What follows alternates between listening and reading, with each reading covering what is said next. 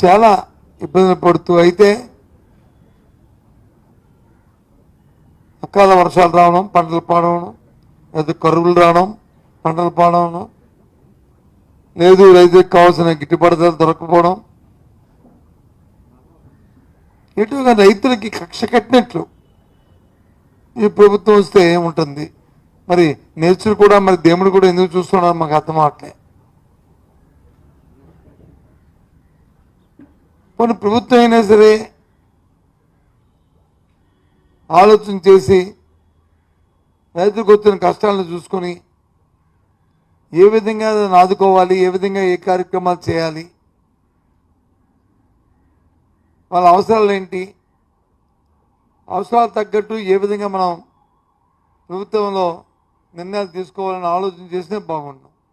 అది కొరవడింది. ఇవాళ మన రాష్ట్రంలో చూసుకుంటే, ఇవాళ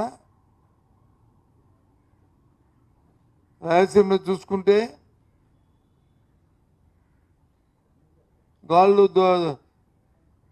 గాలులతోని రాయలసీమలో ఏదైతే అరటి పంట ఉందో అరటి పంట వచ్చి నెలకొరడమే కాకుండా పండిన పంటకి గిట్టుబాటు ధర లేదు.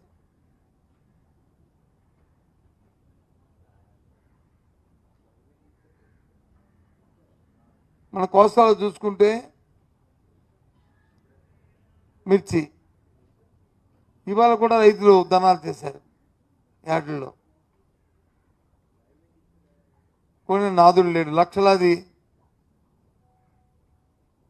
మరి బస్తాలు వచ్చి ఆ మార్కెట్ యార్డుల్లో ఉంటున్న పరిస్థితి, ఏం చేయాలో తెలియని పరిస్థితి.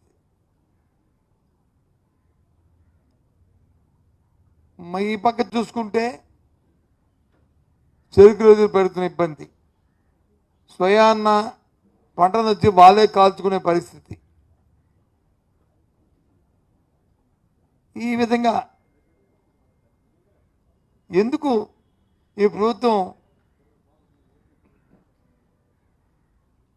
ఈ వ్యవసాయం పట్ల, రైతాంగం పట్ల ఎందుకు చిన్నచూపు చూస్తుందో అర్థం అవట్లే.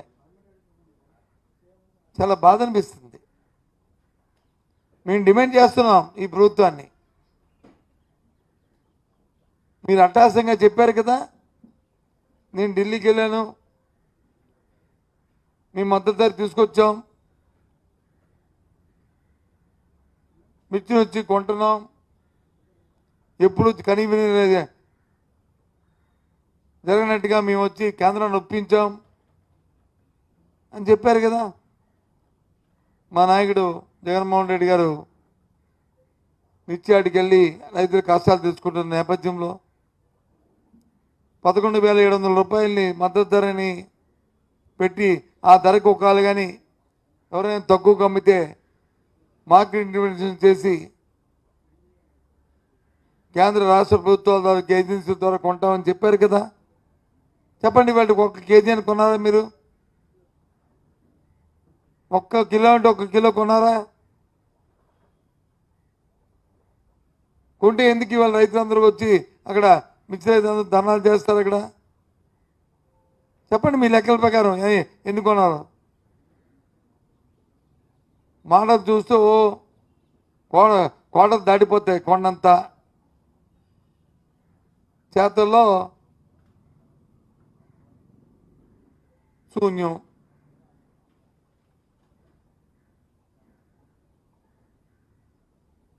చూసాం మన ప్రాంతంలో ఉన్నది చెరుకుకి సంబంధించి షుగర్ ఫ్యాక్టరీ, మనం చోడవరం షుగర్ ఫ్యాక్టరీ. ఆ రోజు ప్రత్యక్షంగా పోయాం, చూసాం. అప్పటికే 70,000 టన్నులు చెరుకుని క్రష్ చేసింది. 1 రూపాయి కూడా ఇవ్వలేదని చెప్పారు, జీతాలు ఇవ్వలేదని చెప్పారు, పాత బకాయిలు ఇవ్వలేదని చెప్పారు. కానీ ఏంలే, ఇస్తాం అటాసంగా మన్నాడు ఇస్తామని ప్రకటించారు. ఇవాళకి 89,000 టన్నులు వచ్చి క్రషింగ్ అయింది. సుమారు 24 కోట్ల రూపాయలు దానికి రైతులకు ఇవ్వాలి, ₹1 పే చేయలే. అంతకుముందు రైతులకు ఇవ్వాల్సిన ₹200 సుమారు ₹3 కోట్ల రైతులకు ఇవ్వాలి, అది ఇవ్వలే. ఏమనంటే గత ప్రభుత్వం అంటారు. గత ప్రభుత్వం ఆడి పంచదార వచ్చి నిల్ముంచి ప్రభుత్వం పోయింది.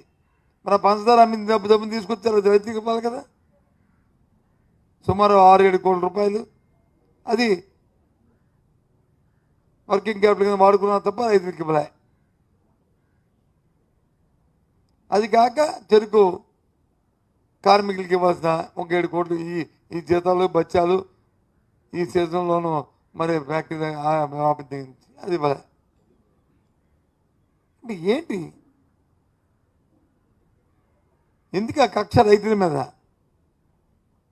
ఎందుకు మీకు వ్యవసాయం మీద ఎలాగా మీకు ఉంది నానుడి, వ్యవసాయం అంటే సొంత దండగా అని.